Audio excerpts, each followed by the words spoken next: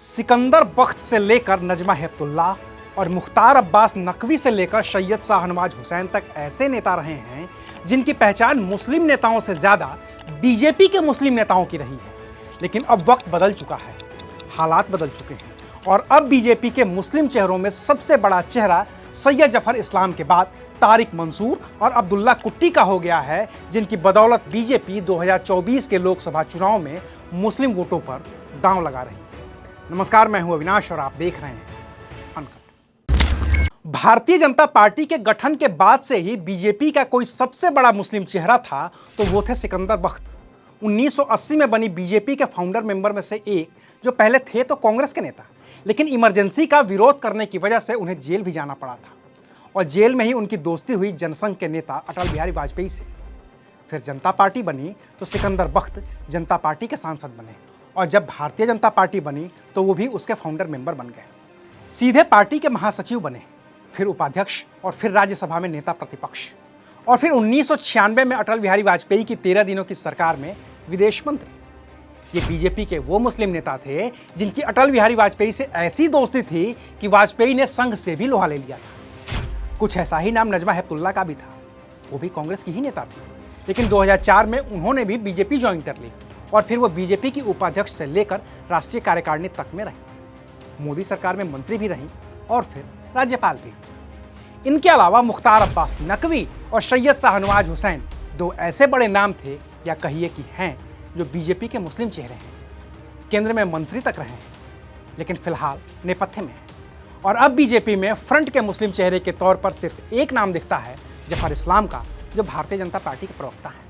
लेकिन 2024 के लोकसभा चुनाव को देखते हुए बीजेपी ने अपने मुस्लिम चेहरों की लिस्ट में दो ऐसे नाम को शामिल किया है जिनके ऊपर अब ये दारोमदार है कि वो मुस्लिमों में और खास तौर से पसमानदा मुस्लिमों में बीजेपी को लेकर भरोसा जता सकें और उन्हें बूथ तक लाकर बीजेपी के लिए वोट देने को प्रेरित कर सकें। लिहाजा इन दोनों चेहरों को बीजेपी ने अपनी राष्ट्रीय कार्यकारिणी में जगह दी है और उन्हें उपाध्यक्ष बनाया है। इनमें सबसे बड़ा नाम है अलीगढ़ मुस्लिम यूनिवर्सिटी के वाइस चांसलर रहे तारिक मंसूर का। पसमानदा समाज से आने वाले तारिक मंसूर उत्तर प्रदेश विधान परिषद के सदस्य हैं। इससे पहले वो जवाहरलाल नेहरू मेडिकल कॉलेज और अस्पताल के प्रिंसिपल भी रहे हैं।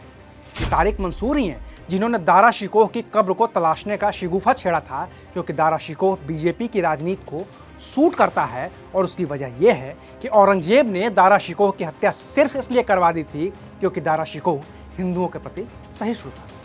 एमयू का वीसी रहने के दौरान ही तारिक मंसूर ने राष्ट्रीय स्वयंसेवक संघ ज्वाइन किया था और सीए एनआरसी के खिलाफ जब एएमयू में छात्रों का प्रदर्शन हुआ था तो वो छात्रों के साथ नहीं, पुलिस के साथ खड़े रहे थे। अब वो बीजेपी के राष्ट्रीय उपाध्यक्ष हैं और उनकी जिम्मेदारी है कि वो पसमानदा मुस्लिमों को बीजेपी के साथ लाकर खड़ा कर सके। बीजेपी की मुस्लिमों की लिस्ट में दूसरा बड़ा नाम केरल से है, जहां बीजेपी आज तक सत्ता पर काबिज नहीं हो सकी है। वो नाम है अब्दुल कुट्टी का, जो नए नए भाजपा के राष्ट्रीय उपाध्यक्ष बने हैं।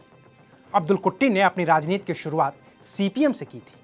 1999 से 2009 तक कुन्नूर से लोकसभा के सांसद भी रहे, लेकिन तब उन्होंने गुजरात के तत्कालीन मुख्यमंत्री नरेंद्र मोदी की तारीफ कर दी तो सीपीएम ने उन्हें पार्टी से बाहर का रास्ता दिखा दिया।